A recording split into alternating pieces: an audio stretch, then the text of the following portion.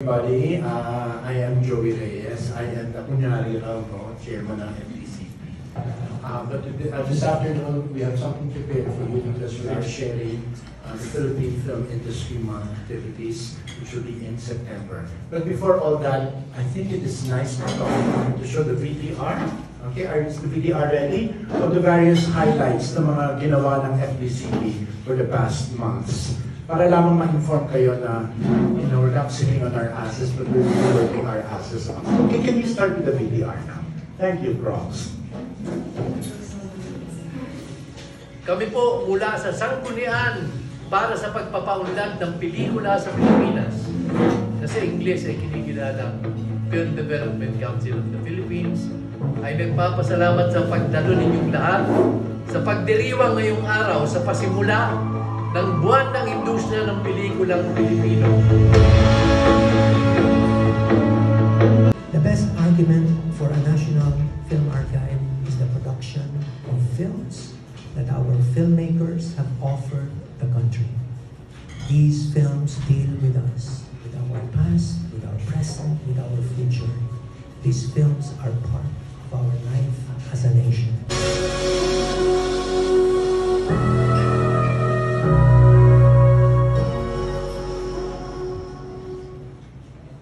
Okay.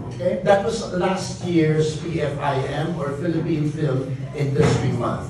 So this year, the very purpose of this little gathering is to inform, the members of the press and the general audiences of the plans of the FDCP for this coming Philippine Film Industry Month this September. So can you have the next slide, please? Kung last year, ang ating tema ay tuloy ang tawanan. This year, it is tuloy ang tradisyon ng pelikulang Pilipino.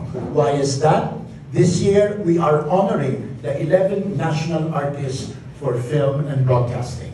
Sa taong ito, ang bibigyan natin ng paranal ay ang 11 ginawaran ng mga alagad ng sining ng ating bansa sa larangan ng pelikula at ng broadcasting. Okay, so ang susunod ay ang ating calendar of events sa mga magaganap sa month of September. Hitik na hitik ang month of September na nababaliw kami sa dami ng mga pinlano namin sa susunod. Okay? Can we have the next slide, please, Cross? Okay, on the first, we're going to have the opening ceremony of the PFIM at Metropolitan. Bibigay ko yung mga detalye nito later on. Susunod dito ay ang pamanang pelikula screenings. Then, ang DGPI FDCP Film Pitch Workshop. Then will be followed by the Gala Night of PFIM on the 13th of September. Then we are launching one of our major programs for the coming year, which is Films for Peace. Right? And this will be followed by the Film Education Convention on the 17th and 18th. Okay, and then the Cine on the 18th to 24th, the Pelikula ng Bayan, or the film screenings and film talks, to be held at select cinemas, to be announced. And then finally, on the 20th to the 22nd, we have the Cine Kabataan Short Film Festival. And then finally, the DGPI FDCP Film Pitch and the awarding ceremony, together with the closing ceremony on the 27th of September. So makikita natin na punong-puno ang buwan ng Setyembre ng mga ibang mga aktibidades ng FDCP para i-celebrate ang Philippine Film Industry Month. Now, let's go through all these one by one. Okay, next slide. This year, we're celebrating the 100th birthday of the national artist, Eddie Romero. And this is the reason why we are celebrating all the other 10 national artists aside from him. Okay, the opening ceremony will be held at the Metropolitan Theater, where we are screening Aguila. Okay, one of his most monumental films, Aguila, and giving honor and tribute to Eddie Romero and his family, as well as the cast members of Aguila. Okay? Na andito pa hanggang sa ngayon. Alright? This will be held at the Metropolitan Theater on the 1st of September, Sunday. Right? This is going to be at 3 o'clock p.m. Right? Second, next slide please, is pamanang pelikula. What is pamanang pelikula? Yung 11 national artist na pumili kami ng mga pelikula na nagbibigay pugay at galang sa kanila. Ano ang mga pelikulang ito? Okay, this is the curated showcase, to be shown in FDCP Cinematheque theaters all over the country. hindi lamang ito ipapalabas sa Maynila, kundi ipapalabas ito sa mga provincial branches ng Cinematheque sa Iloilo, sa Bacolod, sa Davao at sa Nabuntaran. Okay? Ang mga pelikulang naka-line up dito ay Bulaklak ng City Jail, or Nora Aunor. Okay? Karnal, ni Marilu Diaz-Abaya. Perfume Nightmares. Maynila sa mga kuko ng liwanag, Broca. Manila by Night by Bernal. Gengis Khan. Anak Dalita, Ang Panday of Fernando Po Jr. Okay, Aguila by Eddie Romero, and finally the Moises Padilla story. So we are showing the major works representing the achievements, the crowning glory, okay, of the 11 national artists natin. Ano ang dahilan nito? It's about time that we reintroduce these national artists to the popular audience. We are of the belief that without giving due recognition to tradition, can we not find any direction for the future of Philippine cinema. We believe that the audiences should be aware of the major contributions of these national artists so that the next generation of Filipino filmmakers will have a sense of perspective and direction for the future of Philippine cinema. Then, this is going to be followed on September 7th, Saturday, by the DGPI FDCP Film Pitch Workshop. Ano itong Film Pitch Workshop nito? Inimbita ng Directors Guild of the Philippines in cooperation or under partnerships with FDCP ang mga writers, directors, na creatives na may mga idea na gusto nilang i-pitch sa mga producer. Ito ang pagkakataon ng mga direktor, ng mga manunulat na mag-develop ng pitching techniques na later on ihaharap namin sa mga producer para makabuo sila ng iba't ibang proyekto. Ang ilan dito ay nanggaling na doon sa FDCP Incubation Workshop. Ano yung Incubation Workshop na ginanap namin about a month and a half ago? Ubuha kami ng mga writers na may mga idea na gusto nilang gawin script. Pinagsama-sama namin sila with various mentors para ma-develop yung mga script na yon. At sabi namin, sige, i-develop natin yung mga script na ito tapos i-pitch natin sa producer. Okay? At siguro sa awa ng Diyos next year, baka matulungan tayo ng ibang legislator, matulungan din ng FDCP mag-produce ng mga pelikula. Ano ang dahilan nito? Mamaya ipapaliwanag ko. Okay? Ano ang dahilan nito? Napaka-importante na magkaroon tayo ng mga bagong boses at mga bagong klase ng pelikula para muling mabuhay ang industriya. Alright? Now, the DGPI-FDCP partnership will happen on the 7th of September para sa workshop na doon kung nagagalapin sa Cinematheque. Then on September 13, Friday, it's the gala night, okay, of the FDCP for this event. This is going to be at the Teatrino at the Promenade, ang aming favorite venue for the opening night of the PFIM. Okay? Dito, it will give honor, okay, to the celebration of the national artists. We're inviting the families, okay, of the national artists and yung mga the living national artists, i-reserve natin yan sa finale. Okay? Sa ilang national artists. At ang idea dito is tuloy ang tradisyon. Isi-celebrate natin ang importansya ng mga national artists na ito. Then, next slide, okay, Films for Peace. Okay. How did we get this idea of Films for Peace? Doon sa meeting namin ng Academic Film Society, may isang teacher from Mindanao who said that films can be a very vital instrument for promoting peace and creating an understanding of the diversity of Philippine culture. Ang sabi ng mga nung teacher na yan from Mindanao is importante na mabigyan ng boses ang mga regional filmmakers because that is for us to understand, okay, the way the situation of how it is in Mindanao, how it is in the Visayas, etc. And that's also to decentralize the idea na ang Philippine cinema is only limited to Manila. Now, what is Film for Peace? Now, this program is used to promote peace by showcasing stories of conflict, resolution, and of human rights. Alright? May tatlo kaming launching movies dito. Okay, may kaming tatlong launching movies dito. Na ang screenings ay sa Cinematheque and we found another beautiful venue, okay, to premiere this. This is the Centro Turismo in Intramuros. It's the newly opened Centro Turismo. It's like a museum, but it's an interactive museum in Intramuros where we are launching Films for Peace. And appropriately, ang opening movie natin ng Films for Peace is Mario O'Hara's Tatlong Taong Walang Diyos with national artist Nora Honor. Okay, which stars Christopher De Leon, Bebel Rocco, and the late Peke Galiaga. Okay, so this is going to be from September 14 to 21, and tatlong pelikula ang aming ipapalabas diyan.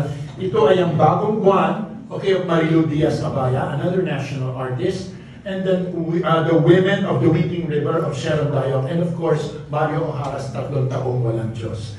Tapos nito, meron kaming big announcement about an FDCP-sponsored contest, okay, for Films for Peace, which will be open nationwide to both student, amateur, as well as professional filmmakers. Then, okay, next slide. Alam niyo naman, teacher ako. Importante ito, aspektong ito sa development ng FDCP ngayon. Okay, nag-establish kami ng grupo called the Academic Film Society. Ano yung Academic Film Society? I think I've explained this to you in a previous press conference that what we did was we invited all the schools and colleges and universities which offer mass comm, film courses, communication arts, and we formed an association nationwide. Okay. Right now, we have, Corinne, how many? You have about how many? 65? 60. We have 60 schools and universities all over the country, from Luzon all the way down to Mindanao, who are a part of the Academic Film Society. Lahat ito ay mga schools na nag-offer ng film and broadcasting subjects. Guess what? Okay? On September 17 and 18, there's going to be a big national convention of all these schools, of all the teachers and students, okay, to be held at ang dati kong eskwela, the Design Arts Center of the College of St. Benil. Doon gagawin itong national convention. May mga roundtable discussions for film educators, at meron din mga screenings of the best student films para mapanood nila. At saka meron mga meet and greet, hindi mga meet and greet, mga open forum from the Directors Guild of the Philippines, members of Actor, and then the Filipino Screenwriters Guild. Pakikilala namin sa mga estudyante, yung mga professionals, where they can ask questions. Mas importante, they can get to know each other. They can get to know each other. I know that there are delegates coming from Mindanao, as far as Mindanao, to attend this. At saka, it's going to be such a big event for the film students to get to know each other and hopefully network and create better stories which integrate the narratives of our country, starting with the kids. I've always believed that the FDCP strongly believes that the future of Philippine cinema depends on the next generation of Filipino filmmakers, and this is our contribution to that. We're also going to ask various presses, Andrea, Del Salle University, UP, UST Press, to sell film books, okay, which will be readily available to both teachers and to students who are there. And it's going to be held at the Design Arts Center in Pablo Ocampo Street, the College of St. Benil. So, malaki itong convention ito. This is long overdue. This is really long overdue. And as a sidebar to this, may mga eskwela na tutulungan ng FDCP. These are film schools which are not for the privileged. Na mga even senior high, na tutulungan namin so that they can get access and opportunities, okay, for better training. And we also plan to bring the training to film schools outside Manila. Doon gagawin ng mga workshops. As we speak right now, meron script writing workshop na nagaganap sa Davao from the FSG.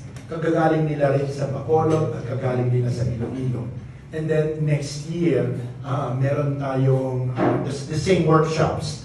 Okay, this time in acting, using the Meister method, we'll go to Bacolod, Iloilo, and Davao as well. Para hindi lang lahat nakasento dito sa Maynila. This is part of the continuing education that the FDCP is emphasizing and stressing. Then next slide please. This is Cine 50. Remember, meron kami program na 50 pesos lang manood ng pelikula. Okay? Para mainggan ang mga tao. Oh, by the way, there is cause for celebration today. Ang laki na kinita. okay, ng Joshua Julia Barreto movie. Okay, palakpakan natin ito because this is such a major event. After Cinemalaya, nangyari ito, teka, baka may hope na bumalik na ang tao manood ng pelikula at mabigyan buhay ulit ang pelikula. Pero alam mo, hindi ba Jude Cardalaman, natin pinag-uusapan? It's all about content. Okay? Build and they shall come. Okay, you do the right movies and they will watch. But if you do more of the same, okay. Di ba? Cine 50, Pelikula ng Bayan, is now a joint project of the NCCA and the SEAP as well as that of the FDCP. Anong gagawin dito? Kukuha kami ng mga regional films, ipapalabas namin dito. Okay? These are regional, full-length regional films from Mindanao and the Visayas, and we're bringing them over and making them accessible to the Manila audiences. It's about time na mapanood natin yung mga ginagawa nila. Ang daming magaganda pero nobody has the chance to watch them because we never show them here. Sabi, sino manonood yan? Sino manonood ng Visayan movie? Are you crazy? The Visayan movie is as important as the movie in Filipino because it's also made by Filipinos. And the narratives that they carry are equally, if not even more important than the some of the things that we do here, including some of my works. Okay? So in other words, kailangan marinig natin yan and we're bringing it here. This is going to be a program that we're going to continue. Bringing the regional films here to Manila so that we get to know the regional filmmakers and therefore come up with the idea of Pelikula ng Bayan. Next slide, please. Ang susunod ay ang Sine Kabataan. This is an annual thing that we do. Okay? It's a contest for, young and budding filmmakers from ages, alam mo, nabaliw ako, hanggang 30 years old, pwede ka pala sumali rito. Kabataan pa sa 30 anos. Hanggang 30 naman. Hanggang 30 pala ang kabataan, my God. So that means I'm already in my adolescence, hindi ba? My age, hindi ba? Hanggang 30 pala ang kabataan. Dito. Sabi ko, iba yung numerical age, mental age, hindi ba? So yon, okay, this is an annual thing that we hold every year. And we're holding this at, we're going to hold this at, Sabaton? We're going to hold this, I think, at the Shangri-La, if I'm not mistaken. That will be announced pa pala. Then next, on our closing night, sa hapon, meron DGPI FDCP Film Pitch. Ito yung masaya. There will be about 15 to 20 selected writers and directors who will pitch to various Philippine producers. And from here, okay, speed pitching, parang speed dating, umiikot kang gano'n, o parang kang speed dating na umiikot ka para ibinibenta mo yung pelikula mo. And this will come from the workshop na iginawa namin at the incubation workshop. This will be held, okay, at the Vertis North in one of the function rooms. And in the evening, we will have our closing ceremony. Our closing ceremony, which will again celebrate the national artists. Okay? So, yon, tuloy ang tradisyon ng pelikulang Pilipino. Next slide, please, Ross. The purpose of this year's celebration is to honor tradition. Di ba yung parangal, we honor tradition too, through sa mga archiving, sa mga nagre-restore. So this year, we're continuing that. Without knowing the past, we do not understand the present, much less know the direction of the future. So let us celebrate the past, so that we can get a better understanding of who we are right now and find a better direction of where we will go in the future. That's all. Yung po yun, okay? Kung meron po kayong mga nais itanong tungkol sa activities ng PFIM, nakabukas na po ang ating pagtitipon para sa inyong mga katanungan. Okay, na if you really like what you're doing, then you don't realize the time that you give to it. I guess for me, working is better than Botox. It keeps you active. I think it's when you stop being active that you really feel, the years going by. That I really greatly enjoy it. Now, how do I manage my time? I don't know how I manage my time. All I know is that, I'm enjoying what I'm doing. And that is what is most important. And I always look at it, Mel, once and for all, this is not about me, this is about the agency. Okay? I am just how should I put it? I'm just on the I just hold the steering wheel of the agency, but I am not the way. And the agency is more important than me. And then how hard was it that you decided to resign from being a teacher in LaSalle and then yung mga experiences mo in that school?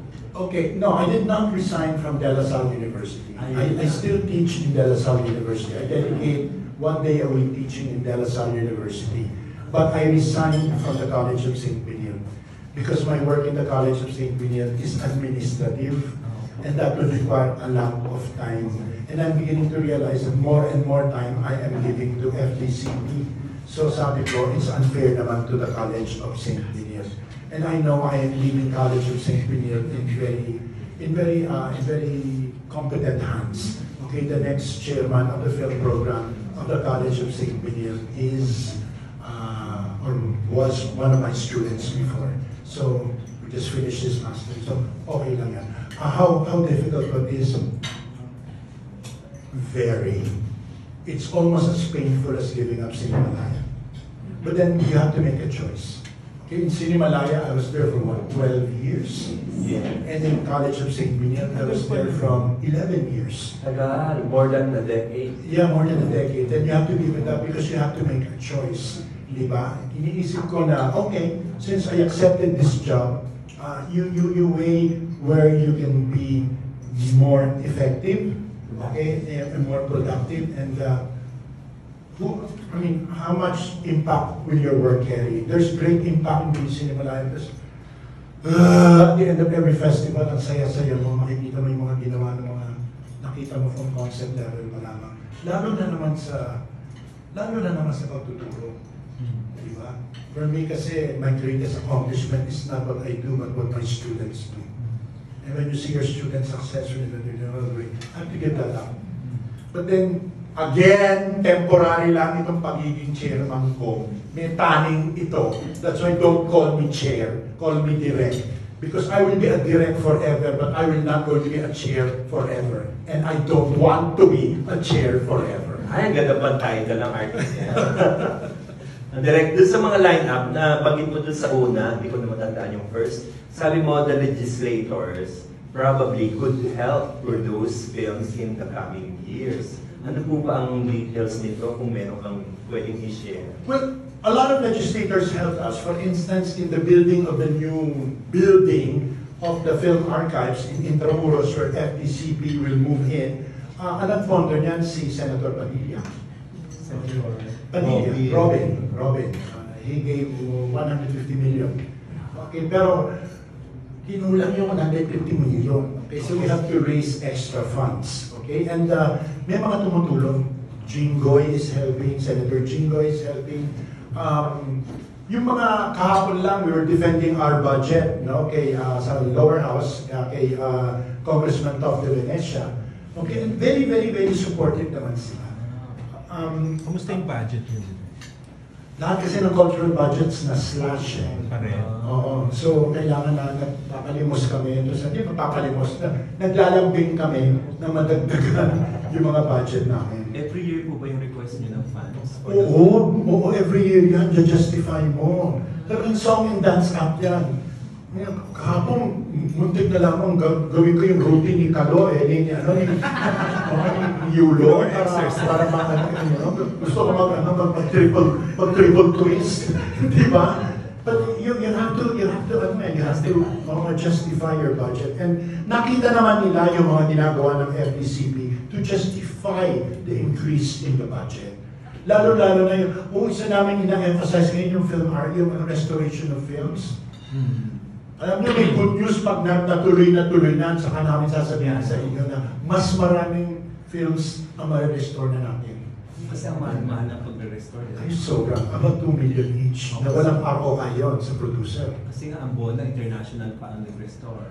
Kasi yung, alam mo alam ba, man, 40% of my movies are dead films. Oh, wow. In other words, wala na. Hindi mo makita. Wala na. I mean, nasa Betamax na lang. Wala sa VHS. Hindi mo na ma-restore dahil sira na negatibo, wala nang existing print. Okay, we don't want that to happen. Ano namin yan, muna yung mga work ng national artists. At hindi lang national artists, ha. For me, one of my greatest dreams is the restoration of Temptation Island. Because Temptation Island is very much a part of the history of our cinema. Although it's not done by a national artist, it represents, okay, a significant trend in Philippine cinema. Okay? The last question from Yeah. me. Ang Go pinakabago mo dito yung Peace Film Yeah. competition. So that's very exciting and It very is. new. Ano po ba to? May mechanics na ba? Or para abangan ng mga gusto sumali? Competition ba yun? No, wala pa to. It's just we're gonna launch it, and then by the Philippine Film Industry Month, we're going to launch the competition. So actually, a short film competition. Oh, yun na, short. And the idea is it's a film about peace. And it's a film celebrating peace. Not only in any form whatsoever. Okay, in any form whatsoever. And hopefully we can get also the cooperation of various agencies in the government in putting together the Films for Peace movement. So short film competition siya na i-launch this year. Okay. Super last na po. Yung Visayas film na bagay ko kanina na pwede mo huling i-develop, i-nurture. Open po ba kayo sa collaboration? Of course. Of course.